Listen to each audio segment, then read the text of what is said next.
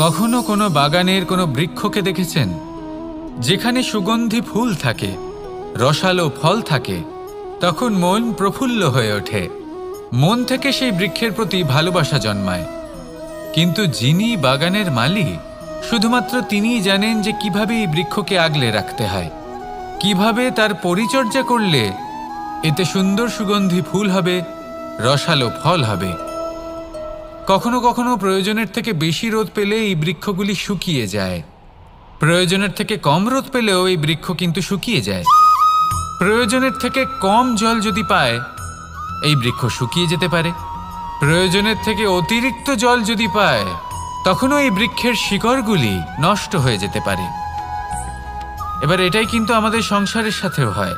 আমাদের সংসারের সকল প্রতিভাশালী ব্যক্তি, যেমন লেখক, বিচারক, প্রবক্তা, যোদ্ধা, এদের সবার ক্ষেত্রে এই কথাটাই প্রযোজ্য।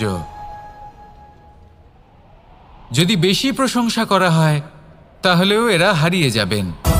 প্রয়োজনের থেকে বেশি যদি নিন্দা করা হয়, তখনও তারা নত হয়ে পড়বেন। তাহলে আপনি এদের রক্ষা করুন এবং নিজেদেরও। মনে রাখবেন একটা কথা, জেনে রাখুন কখন কোন নিন্দায় আপনি লজ্জিত হবেন না, আর কখন কোন প্রশংসার দ্বারা নিজের মধ্যে অহংবোধ জাগ্রত করবেন না। এই মন সুপ্রসন্ন হয়ে বলবে, রাধা রাধা। যদি আমি কোনো বনে যাই, কোনো নির্জন বনে, সেই বনের বিষয়ে, সেই পথের বিষয়ে, গাছপালার বিষয়ে, পশুপক্ষীর বিষয়ে আমার যদি কোনো জ্ঞান না থাকে, সেই বনের ক্ষুদ্র থেকে ক্ষুদ্রতর অংশের বিষয়ে যদি আমার কোনো জ্ঞান না থাকে, তাহলে হতেই পারে সেই বনে কোথাও আমি হারিয়ে যাব। হয়তো এমনভাবে হারিয়ে যাব, কোনোদিনও বাইরেই বেরোতে পারবো না। তাই সেই বনের বিষয়ে জ্ঞান লাভ করা আবশ্যক। এটাই হলো শিক্ষা। জীবনে বেশিরভাগ মানুষই কেন অসফল হন? ওনারা একটা লক্ষ্য স্থির করেন, কিন্তু সেই পথের বিষয়ে তারা পর্যাপ্ত জ্ঞান অর্জন করেন না। সেই পথে কি বিপদ আসতে পারে প্রত্যেকটা পৃষ্ঠার জ্ঞান তাদের নেই, আর সেই জন্যই তারা অসফল হন। আপনি জীবনে যখনই কোনো লক্ষ্য স্থির করবেন, কোনো লক্ষ্য সাধন করবেন, পরিকল্পনার সাথে সেই পথে অগ্রসর হন। সেই পথকে বোঝার চেষ্টা করুন, সেই পথের বিপদ সম্পর্কে জ্ঞান লাভ করুন, সব কিছু জানার চেষ্টা করুন, অজানা তথ্য আহরণ করুন, আর তারপর সেই লক্ষ্যের প্রতি নিজেকে সমর্পিত করুন। তবেই আপনি সাফল্য লাভ করবেন। আর এই মন প্রসন্ন হয়ে বলবে, রাধা রাধা। আপনি নিশ্চয়ই কখনো অনুভব করেছেন, যদি কোনো নির্মল ব্যক্তির কাছে গিয়ে বসেন, তাহলে মনে নির্মল অনুভূতি হয়, এই মন শান্ত হয়ে যায়। সেইখানেই কোনো দুশ্চরিত্র মানুষের কাছে গিয়ে বসলে এই মন বিচলিত হয়ে যায়। কারণটা কি? কারণ যে ব্যক্তি নির্মল মনের, তিনি সবার মধ্যে নির্মলতা ছড়িয়ে দেন। আমাদের অন্তরে যা থাকে আমরা সেটাই সবার মধ্যে বিতরণ করি। যদি আপনি এই সংসারে শুভ বোধ ছড়িয়ে দিতে চান, তাহলে প্রথমে শুভ গ্রহণ করুন, তা অর্জন করুন। এই সংসারে জ্ঞানের শক্তি লাভ করুন, আর সেই জ্ঞানের শক্তি সংসারে বিতরণ করুন। শান্তি এবং সন্তোষ প্রদান করুন। কারণ যেমন বীজ এই সংসারে বপন করবেন, তেমনই ফল আপনি লাভ করবেন। যেমন দেবেন তেমন ফিরেও পাবেন। এই সংসারে জ্ঞান প্রদান করুন, শান্তি প্রদান করুন, সন্তুষ্টি প্রদান করুন। এই সংসারে ভালোবাসা বিতরণ করুন, আর এই প্রেম ভাব নিয়েই বলুন, রাধা রাধা। এই সংসারে সবথেকে বেশি মূল্যবান কি হতে পারে? সময়। সমগ্র পৃথিবীর সমগ্র সম্পত্তি ব্যবহার করেও সময়ের একটা মুহূর্ত লাভ করা যায় না, এতটাই বেশি মূল্যবান। আর এই সময়কেই আপনি হেলায় নষ্ট করতে থাকেন, এর সদ্ব্যবহার করেন না, নিজের স্বপ্ন পূরণ করেন না। আর যখন এই সময় পার হয়ে যায়, তখন মনে হয় আর তো সময় অবশিষ্ট নেই। এটা হলো অনুচিত। তাই এই সময়ের সদ্ব্যবহার করুন, শ্রেষ্ঠ কর্ম করুন, সেই সকল কর্ম করুন যা আপনি করতে চান, সেই সকল স্বপ্ন পূরণ করুন। এই সময় ব্যর্থ হতে দেবেন না। এই সময় কারোর জন্য থেমে থাকে না। আর একবার এই সময় পার হয়ে গেলে আর আপনি তার সদ্ব্যবহার না করলে, এই সময়ই এসে আপনার বিনাশ ঘটাবে। এই সময়কে সম্মান করুন আর আমার সাথে ভালোবেসে বলুন, রাধা রাধা। এই সংসারে দুই ধরনের মানুষ দেখা যায়, এক সরল, দুই জটিল। এবার এই যে সরল ব্যক্তি থাকে তাদের এই সমাজ দুর্বল মনে করে। এমনিতে দেখতে গেলে জলও সরল, বায়ুও সরল। ওনারা যেদিকে চাইবেন প্রবাহিত হতে পারেন, এনাদের যে আকার দেবেন সেটাই ধারণ করবেন। কিন্তু এরা বাস্তব রূপ ধারণ করলে তখন কি হয়?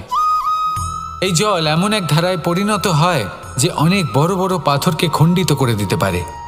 এই বায়ু এমন এক চক্রবাতে পরিণত হয় যা সংসারে বিনাশ ডেকে আনে। তাই যে ব্যক্তি সরল তার সরলতাকে সম্মান করুন, তাকে সম্মান করুন, তাকে ভালোবাসা দিন। আর আমার সাথে ভালোবেসে বলুন, রাধা রাধা। খেলা খেলতে কে না ভালোবাসেন? আমরা প্রত্যেকেই যখন সময় পাই, সুযোগ পাই, তখনই আমরা কোনো খেলা খেলি। খেলার সময় দুই ধরনের মানুষ ওখানে থাকেন, এক যারা অংশগ্রহণ করেন, আর দুই যারা দেখতে থাকেন, যারা দর্শক হয়ে দেখেন, যারা নিজের পক্ষের বিজয়ের ফলে উচ্ছ্বসিত হয়ে থাকেন, পরাজয়ের ফলে শোক পালন করেন, পরামর্শ দিয়ে থাকেন। আর বিজয়ী কে হন? বিজয়ী তিনি হন যিনি অংশগ্রহণ করেন। নির্বাচন আপনাকে করতে হবে, আপনি কি করতে চান? আপনি কি খেলোয়াড় হতে চান নাকি আপনি দর্শক হতে চান? যদি আপনি বিজয়ের আনন্দ লাভ করতে চান, সেই রোমাঞ্চ অনুভব করতে চান, তাহলে খেলতে হবে, ময়দানে আপনাকে নামতেই হবে। পরাজয়ের সম্ভাবনার ভয়ের সাথে আপনাকে লড়াই করতেই হবে, বিপক্ষের আহ্বানকে স্বীকার করতেই হবে, খেলোয়াড় হয়ে উঠতে হবে, তবেই এই বিজয়ের সম্ভাবনা থাকবে। আসলে কি, দর্শক হয়ে পরামর্শ দেওয়া অত্যন্ত সহজ, ময়দানে নেমে অংশগ্রহণ করা অত্যন্ত কঠিন। আর এখানে যেটা সহজ তা আপনাকে বিজয়ের পথে কখনোই নিয়ে যাবে না। আসুন আমার সাথে ভালোবেসে বলুন, রাধা রাধা। এই সংসারে মানুষ জন্মগ্রহণ করেন, বড় হতে থাকেন, পুরুষার্থ লাভ করেন, অর্জন করেন। অর্জন করা আসলে কি? বেশিরভাগ মানুষ বলেন অর্জন করা অর্থাৎ ধন সম্পত্তি অর্জন করা। আর কি অর্জন করা যায়? আর কি লাভ করা যায়? আসল প্রশ্ন হলো এটাই যে কি এমন আছে যা বাস্তব রূপে অর্জন করার যোগ্য। তা হলো ব্যবহার, জ্ঞান এবং সন্তোষ। কেন? কারণ আপনি যখন এই সংসার ছেড়ে চলে যাবেন, তখন আপনার ধন সম্পত্তি আপনাকে বিদায় জানাতে আসবে না। আপনাকে বিদায় জানাতে আসবে আপনার আপনজন, যাদের সাথে আপনার সুসম্পর্ক ছিল। সমগ্র সংসারে সহস্র মানুষ ধন অর্জন করে থাকেন। শ্রেষ্ঠ মানুষ হলেন তিনি যিনি ব্যবহার, জ্ঞান এবং সন্তোষ অর্জন করে থাকেন, একে সকলের মধ্যে বিতরণ করেন। তাই এটাই করুন আর আমার সাথে ভালোবেসে বলুন, রাধা রাধা। এই সংসারের আরম্ভ থেকে এখনো পর্যন্ত এবং ভবিষ্যতেও একটা যুদ্ধ আছে যা হয়ে চলেছে, চলতেই থাকবে। পাপ এবং পুণ্যের মধ্যে যুদ্ধ, সত্য এবং অসত্যের মধ্যে যুদ্ধ। এই যুদ্ধ চলেই আসছে। আর এই যুদ্ধে যারা লড়েন তাদের আমরা সবসময় জয় জয়কার করি। আর যারা এই জয় জয়কার করেন তাদের প্রত্যেকের একটা বিশেষ গুরুত্ব থাকে। যখনই কোনো যোদ্ধা যুদ্ধক্ষেত্রে ক্লান্ত হয়ে পড়ে, শক্তিহীন হয়ে পড়ে, তখন এরা জয় জয়কার করে, শঙ্খ বাজাতে থাকে, সেই যোদ্ধাকে অনুপ্রেরিত করে, শক্তি এবং সাহসে ভরিয়ে তোলে। আর তখন সেই যোদ্ধা সেই যুদ্ধকে এগিয়ে নিয়ে যেতে পারে। যখন শ্রীরাম লঙ্কা যাত্রা করার জন্য সেতু তৈরি করছিলেন, তখন একটা ছোট্ট মিষ্টি কাঠবিড়ালি নিজের মুখে মাটির টুকরো বয়ে নিয়ে গিয়ে তার সাধ্যমতো তাকে সাহায্য করছিল। শ্রীরাম দেখলেন এবং বললেন যে ও তো সবার মনোবল বৃদ্ধি করছে, সবাইকে প্রেরিত করছে। ও বলল যে আমি এত ছোট হয়েও যদি এই কাজ করতে পারি, তাহলে আপনারা সবাই কেন পারবেন না? এটাই হলো সেই সকলের মাহাত্ম্য, যারা জয় জয়কার করেন, অনুপ্রেরিত করেন, সাহস যোগান। ওনারা সেই ব্যক্তি যারা একজন যোদ্ধার মধ্যে যুদ্ধকে জয় করার শক্তি প্রদান করেন। আসুন আমার সাথে ভালোবেসে বলুন, রাধা রাধা। সংসারে আমাদের জীবনে যখন কোনো সুখ বা দুঃখ আসে, তার জন্য আমরা কাউকে না কাউকে অবশ্যই দায়ী করে থাকি, তাই না? এই ব্যক্তি আমাদের সাথে এরকম কাজ করেছেন, তাই আমার সাথে এমন হলো। ওই ব্যক্তি যদি এমনটা না করতেন, তাহলে আজ আমি ওই স্থানে পৌঁছতে পারতাম। সবই আপনার দৃষ্টিভঙ্গির ওপর নির্ভরশীল, আর যদি আপনার দৃষ্টিভঙ্গি এমন হয়, তাহলে তা অনুচিত। সত্যি কথা বলতে, এই সংসারে ভিন্ন ভিন্ন ধরনের মানুষ আছে। এটা আপনার ওপর নির্ভর করছে কিভাবে তাদের স্বাগত জানাবেন। একবার ভাবুন, আমি আমার দুটো হাত সামনে নিয়ে এলাম, দুটো মুঠো খুলে দিলাম। দুই প্রকারের মানুষ আসবেন, কিছু না কিছু দিয়ে যাবেন। এই মুঠো যদি আমি বন্ধ করে দিই, তাহলে না কেউ আমাকে কিছু দিতে পারবে, না আমার কিছু যাবে আসবে। নিশ্চয়ই বুঝতে পারছেন এই দুই ধরনের ব্যক্তি কারা এবং তারা কি দিয়ে যান। আমি যদি নিজের মুঠো খুলে দিই, তাহলে কিছু ভালো মানুষ আসবেন, আমাকে আনন্দ, সন্তুষ্টি, জ্ঞান প্রদান করে যাবেন, ভালো অভিজ্ঞতা দিয়ে যাবেন। কোনো খারাপ ব্যক্তি যদি আসেন, তাহলে তিনিও খারাপ অভিজ্ঞতা দেবেন, যার থেকে আমি শিক্ষা লাভ করব। এই সব কিছু আমি লাভ করতে পারি। মুঠো যদি বন্ধ করে রাখি, তাহলে আমি কিছুই পাবো না। দেখুন, এই সংসারে প্রত্যেকের জীবনে এইরকম। প্রত্যেকের জীবনে সবকিছুই আছে, ভালো খারাপ দুই মানুষই আছে। ভালো অভিজ্ঞতা আছে, খারাপ অভিজ্ঞতা আছে। নির্ভর করছে আপনার উপর যে আপনি কি করবেন। এনাদের স্বাগত কিভাবে জানাবেন, কার থেকে কি বুঝবেন, কি শিখতে পারবেন, আর কোন দৃষ্টিভঙ্গি নিয়ে অগ্রসর হবেন। এটাই নির্ধারণ করবে যে আপনার জীবন কেমন হবে। আসুন আমার সাথে ভালোবেসে বলুন, রাধা রাধা। এটা হলো একটা সাদা পাতা। এবার এতে আমি যাই লিখব, সেটাই এর অস্তিত্ব হবে। এতে আমি প্রেমের কিছু কথা লিখে একে প্রেমপত্র বানিয়ে তুলতে পারি। মাতা পিতার জন্য একটা শুভ সংবাদ লিখতে পারি। শত্রুর বিষয়ে সতর্ক করব বলে সেনাকে একটা সংবাদ লিখতে পারি। দ্বারকাবাসীর জন্য কোনো সংবাদ পাঠাতে পারি। যাই লিখব, এই পত্র সেটাই হয়ে উঠবে। সেই রকমই হলো আমাদের জীবন। আমরা যেমন কর্ম আমরা করব, আমাদের অস্তিত্ব এবং ব্যক্তিত্ব ঠিক তেমনই হয়ে উঠবে। যদি আপনি একটা অসাধারণ, উজ্জ্বল এবং সম্মানজনক জীবনযাপন করতে চান, তাহলে তার একটা রহস্য আপনাকে বলি। যেমন কথন হবে, কর্ম তেমন হবে। অর্থাৎ যতটুকু বলেছেন ততটুকুই করুন, আর যতটুকু করেছেন ততটুকুই বলুন। এই একটা নিয়ম যদি আপনারা পালন করেন, তাহলে এই সংসারের সমস্ত পণ্ডিত আপনাকে অবশ্যই সম্মান করবেন। তাহলে এটাই করুন, আর আমার সাথে ভালোবেসে বলুন, রাধা রাধা। কখনো কোনো পাখিকে দেখেছেন? যখন সে প্রথমবার উড়তে চেষ্টা করে, সে বাসা থেকে মাটিতে পড়ে যায়, কিন্তু সে হার মানে না। চেষ্টা করতে থাকে, করতেই থাকে, ডানা ঝাপটাতে থাকে, আর তারপর সে উড়তে শেখে। গোল শালগ্রাম শিলাকে দেখুন, পর্বত থেকে খসে পড়ে, ধাক্কা খায়, জলের প্রবাহ দ্বারা ঘর্ষিত হয়, তারপরে তা শালগ্রামে পরিণত হয়। ভেবে দেখুন, যদি কোনো পাখি প্রথমবার উড়তে গিয়ে এটা ভাবে যে না না, যদি আমি পড়ে যাই তবে, আমার যদি আঘাত লাগে তবে, আর যদি ভয়ের কারণে সে শুরুই না করতে পারে, চেষ্টাই না করে, তাহলে কি সে উড়তে শিখবে?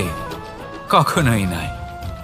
এটাই আমাদের শিখতে হবে, প্রারম্ভ করতে হবে।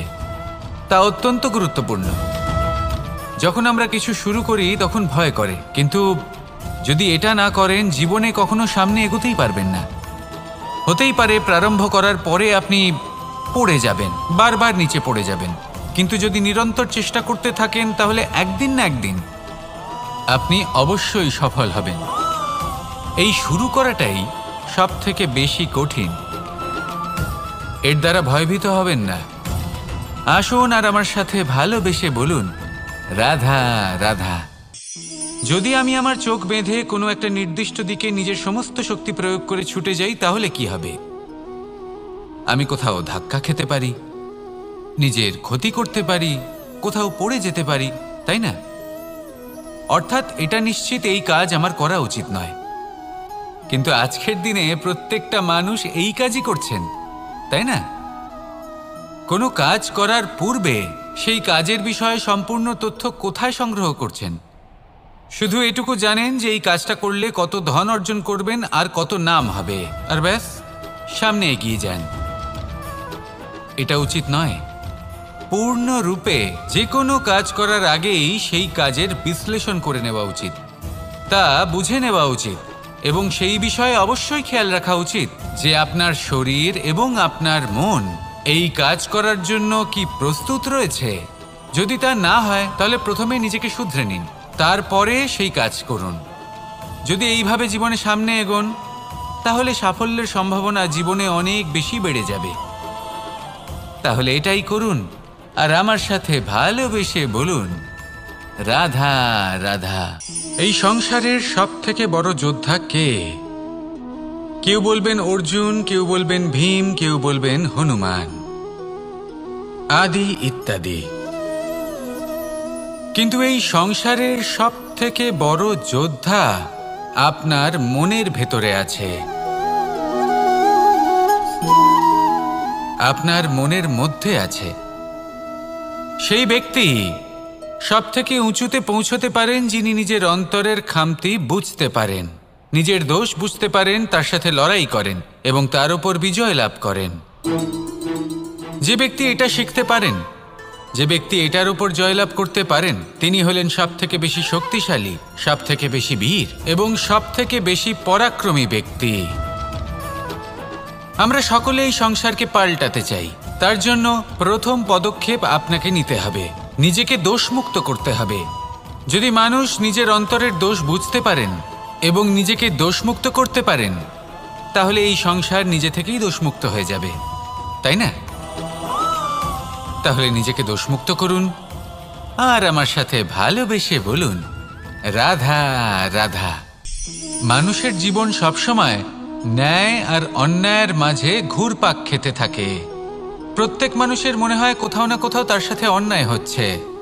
কেউ বলেন যে ভাগ্য আমার সাথে অন্যায় করেছে, কেউ আবার বলেন এই সংসার আমার সাথে অন্যায় করেছে। আর প্রত্যেকেই ন্যায় বিচার চাইতে বৈঠক দাবি করে বসেন। কখনো এই বিচার গৃহে যান, আবার কখনো ওই বিচার গৃহে। যদি সত্যি কথা বলি, এই সংসারের সব থেকে বড় বিচার গৃহ আপনার কাছেই রয়েছে, আপনার মন। আপনার মনই হলো সব থেকে বড় বিচার গৃহ। এ খুব ভালো করেই জানে কি শুদ্ধ আবার কি অশুদ্ধ, এর শুভ অশুভর জ্ঞান রয়েছে, এ সব জানে। দেখতে গেলে প্রত্যেকটা মানুষ যদি নিজের মনের কথা শোনেন তাহলে তিনি ভালোভাবেই বুঝতে পারবেন তিনি কি উচিত করেছেন আর কি অনুচিত। দিনে একবার রাত্রে নিদ্রায় যাওয়ার পূর্বে নিজের সাথে বসুন, চোখ বন্ধ করুন আর বিচার করুন আজ আপনি কি উচিত করেছেন আর কি অনুচিত। আপনার মন সঠিক বিচার তখনই করে দেবে। আসুন আমার সাথে ভালোবেসে বলুন, রাধা রাধা।